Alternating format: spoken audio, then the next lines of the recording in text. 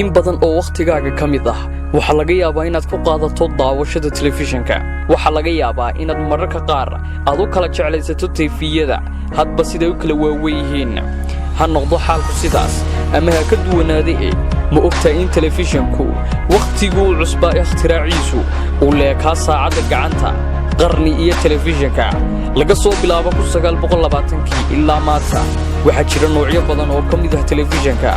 telefishinku waxa uu soo maray maraaxilo kala duwan, isagoo hadba waqtiyadaasi kala duwan soo marayay qaabab badan oo kala duwan.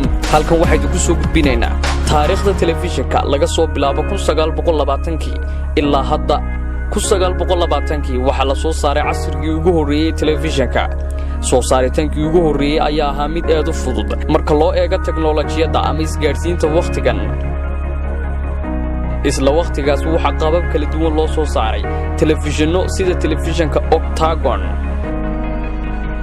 1930kii waxaa la ikhtiraacay naqshad cusub oo ka mid ah TV-ga, wax yarna ka duwan qaabkii hore. 1940kii teknoolajiyadda ayaa xilligan u muuqatay inay ka soo roonaanayso tii xilligii ka horraysay. isla waqtigaas waxaa adkaatay soo saaritaanka telefishin muraayadiisu ay ka weyn tahay kuwii hore. waxaa la sifeeyey telefishin muraayadiisu aad u weyn tahay. 1960kii teknoolajiyadda ayaa waxa u bariyey waa cusub. waxaa la bilaabay iibinta telefishinada midabka leh, waxayna noqdeen kuwo la awoodi karayo aragtida muuqaalkooda. 1970kii waxaa la keenay naqshado TV ah, waxayna ahaayeen TV-yo wareegsan oo si sahlan loo isticmaali karo.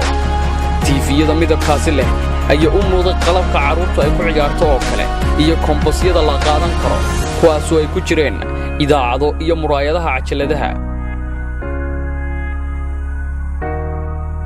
1980kii ayaa ah waqtigii dhammaadka telefishinadii qaabkoogu u ekaayeen nooca farniijarka ama qalabka guryaha, waxaana lagu beddelay telefishinno midab leh oo shaashado waaweyn. waxaa soo baxay nooca TV-ga loo yaqaano LCD oo aad u waaweyn, taasi oo ahayd tallaabo weyn oo dhanka TV-ga hore loogu qaaday. 1990kii 10 sanno waxay dhammaantood ku saabsanaayeen teknoolajiyadda Sony ee Trinitron. noocyada telefishinada Compass TV ama VCR ayaa caan noqday sanadkii 1990. isla waqtiga shirkadda Casio ayaa sii wadatay wax soo saarka barnaamijyadeeda nooca LCD ee TV-yada la qaadan kara ah. muuqaal hordhac ah oo ka mid ah teknoolajiyadda ugu waaweyn tobanaan sano ee soo socda ayaa la soo bandhigay dhammaadkii 1990 hoolka HD TV qiimo ku dhow $7,000. sanadkii 2000 TV-yada CRTV ayaa weli caan ahaa, laakiinse 10 sanno teknoolajiyadda LCD waxay ugu dambayntii awooday inay la tartanto plasma. kadib waxaa yimid TV-yada LED-ga, kuwaasoo labadaba ka sarreeyey. sanadkii 2010 ayaa la bilaabay casriyeynta iyo samaynta telefishinada aadka u waaweyn ee derbiga. 2020 teknoolajiyadda ayaa waqtigan ah mid xawaaro sare ku socota. sanadkani waxaa la filayaa inay sii kordho casriyeynta teknoolajiyadda iyo telefishinada. 2020 waxa uu ballan qaadayaa teknoolajiyadda badan oo cusub sida la aaminsan yahay.